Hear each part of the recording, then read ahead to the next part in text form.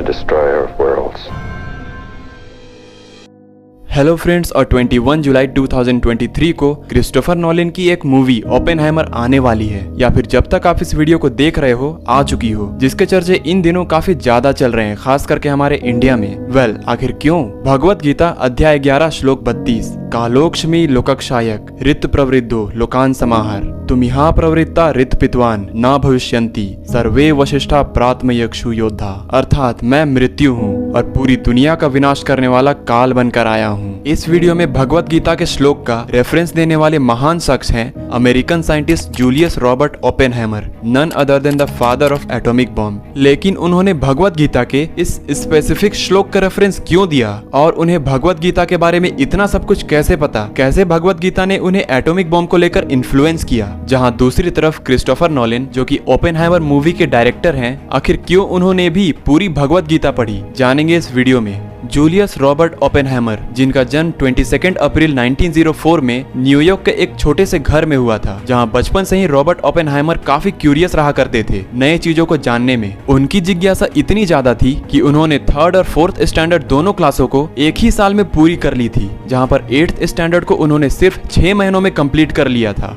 यहाँ तक कि सिर्फ 12 साल की उम्र में उन्हें न्यूयॉर्क मिनरोलॉजिकल क्लब में लेक्चरर चूज कर लिया गया था। रॉबर्ट ओपेनहाइमर जिसके बाद सिर्फ किताब में ही डूबे रहते थे, और जिसके वजह से उनके बचपन से ही ज्यादा दोस्त नहीं हुआ करते थे। उनके साफ सुथरे लंबे बालों और शर्मीले स्वभाव के चलते उन्हें स्कूल में काफी बुली किया जाता था, और इसी सेंसिटिव बिहेवियर के वजह से उन्हें स्कूल में काफी कुछ झेलना पड़ता था। लेकिन उनकी मैच्योरिटी इतनी थी कि जब उन्होंने अपने घर में लेटर लिख कर भेजा, तब उन्होंने ये लिखा कि वो तो यहाँ पर बहुत ही खुश हैं और उनके क्लासमेट्स हर दिन लाइफ को लेकर कुछ नया सीख दे रहे हैं। इन सारे इंसिडेंट्स के बाद उनकी लाइफ ने ऐसी रफ्तार पकड़ी कि वो कभी रुके नहीं। सितंबर 1922 में रॉबर्ट ने हार्वर्ड यूनिवर्सिटी में अपने पढ़ाई की शुरुआत की, और अगले 3 सालों में philosophy, French, literature, English, introductory, calculus, chemistry, history और फिजिक्स जैसे कई सारे कोर्सेज पढ़कर खत्म भी कर दिया। जिसके बाद 1924 के अंत में उन्होंने वर्ल्ड रेनॉन्ड कैम्ब्रिज यूनिवर्सिटी में एडमिशन ले ली। एडमिशन लेते ही उन्होंने अपने रिसर्च पेपर के साथ सीधा जा पहुंचे the father of nuclear physics and chemistry sir Ernest Rutherford के पास। लेकिन फिजिक्स में रॉबर्ट की इनकैपेबिलिटीज को देखते हुए उन्होंने रॉबर्ट को साफ साफ रिजेक्ट कर दिया, और इसीलिए मन ना होते हुए भी उन्हें जे थॉमसन के साथ काम करना पड़ा।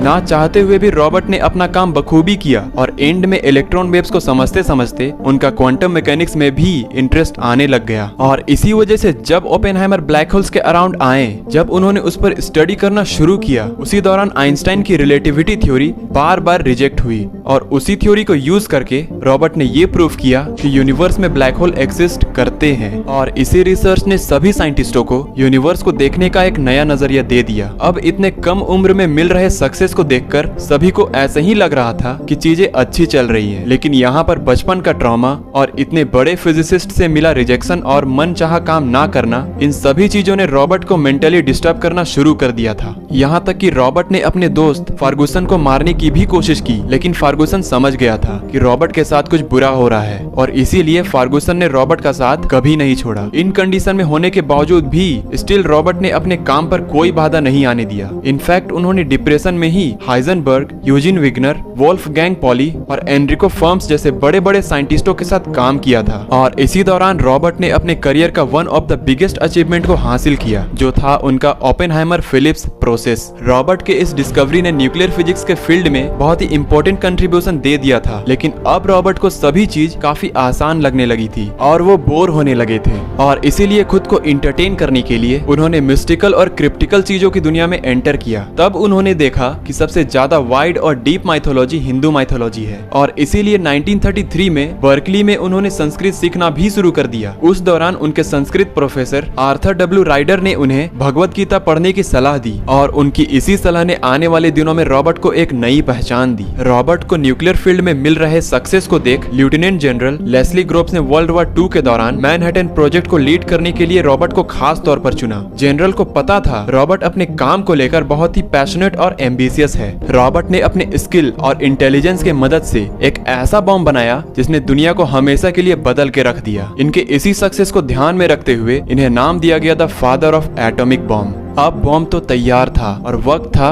उसके टेस्टिंग का। 16 जुलाई 1945 न्यू मैक्सिको यूएसए 5:45 AM दुनिया का पहला एटॉमिक बॉम्ब टेस्ट किया गया। ये एक्सप्लोजन इतना विशाल था कि 11 किलोमीटर मशरूम क्लाउड बन गया था, जिससे 21 किलोटन TNT जितनी एनर्जी रिलीज हुई। It was terrifying till it's last level. इस पूरे तबाही को देखकर ओपेनहाइमर को एक श्लोक याद आया, जिसका अर्थ है आकाश में अगर 1000 सूरज फट जाए तब जितनी रोशनी दिखाई देगी, बस वही रोशनी भगवान विष्णु के रूप में दिखाई देती है। अब टेस्टिंग तो सक्सेसफुली हो चुकी थी, बारी थी इसे जंग में यूज करने की। 6 अगस्त 1945 हिरोशिमा पर लिटिल बॉय नाम का एक एटॉमिक बॉम्ब ड्रॉप किया गया और उसके ठीक 3 दिन बाद 9 अगस्त को नागासाकी पर फैट मैन नाम का दूसरा बॉम्ब ड्रॉप कर दिया गया। इस हमले ने लाखों करोड़ों लोगों की जान ले ली और इससे हुई तबाही ने वर्ल्ड वॉर 2 का अंत ले आया। इस मंजर को देखकर रॉबर्ट को गीता का एक और श्लोक याद आया, कालोशमी लोकाक्षय अकृत प्रवृद्धो लोकान श्यामा हर तुम यहाँ प्रवृत्त, translated as this, I am become death,